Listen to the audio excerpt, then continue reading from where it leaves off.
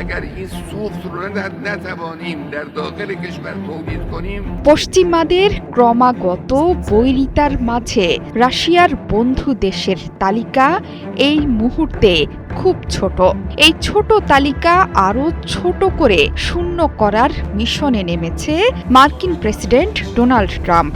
যেমন এর মধ্যে ভেনেজুয়েলা ছিল অন্যতম, আবার দেশটির তেলের বেশিরভাগই মজুদ চলে যেত রাশিয়ারই আরেক বন্ধু চীনের কাছে। আর রাশিয়া চাইছিল লাতিন আমেরিকা এবং ক্যারিবীয় অঞ্চলে নিজেদের প্রভাব বিস্তার করতে। ফলে ভেনেজুয়েলা দুই বন্ধু দেশের দিক থেকেই চাপে ছিলেন মার্কিন প্রেসিডেন্ট। ভেনেজুয়েলাকে সামরিকভাবেও প্রচুর সাহায্য করেছে পুতিনের দেশ, তবে শেষ রক্ষা হয়নি। মার্কিন বাহিনীর এক অভিযানে আটক হলেন নিকোলাস মাদুরো। বর্তমানে মার্কিন মুলুকের ভয়ঙ্কর কারাগারে বন্দী এই দেশের প্রেসিডেন্ট। মার্কিন সামরিক আগ্রাসনের মাধ্যমে ভেনেজুয়েলায় নিকোলাস মাদুরোর অধ্যায় শেষ। এখন যুক্তরাষ্ট্রের নজর ইরানের দিকে। ইরান ও রাশিয়ার অকৃত্রিম বন্ধু। এই দেশ দুটোর মধ্যে আছে কৌশলগত সহযোগিতামূলক চুক্তিও। রাশিয়া এখন ইউক্রেন যুদ্ধে ব্যস্ত। এই যুদ্ধে রাশিয়াকে সামরিক সাহায্যের হাত বাড়িয়ে দিয়েছিল ইরান। কিন্তু ভেনেজুয়েলার মতো ইরানও যদি রাশিয়ার হাতছাড়া হয়ে যায়, তাহলে একা হয়ে পড়বে প্রবল শক্তিধর প্রেসিডেন্ট ভ্লাদিমির পুতিন। গুঞ্জন রটেছে ইরানের পর রাশিয়ার দিকে নজর ফেরাতে পারেন মার্কিন প্রেসিডেন্ট।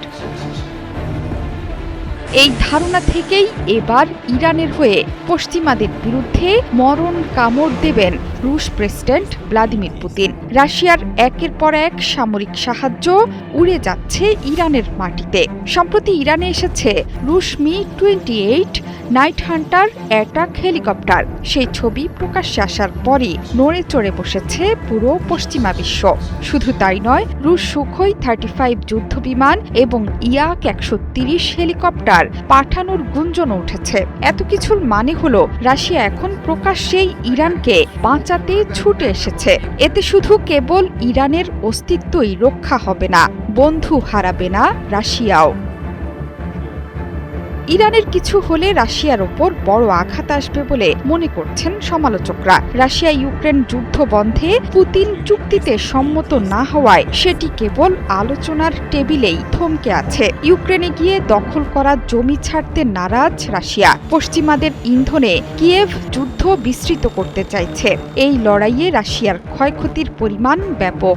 তবে এবার ইরানে যদি সরকার পতন হয়, তাহলে বড় বিপর্যয় নেমে আসতে পারে এই অঞ্চলে, যার প্রভাব টের পাবেন পুতিন নিজেও। সে কারণে যে করেই হোক ইরানকে রক্ষায় এবার শেষ চেষ্টা করবেন রুশ প্রেসিডেন্ট ভ্লাদিমির পুতিন।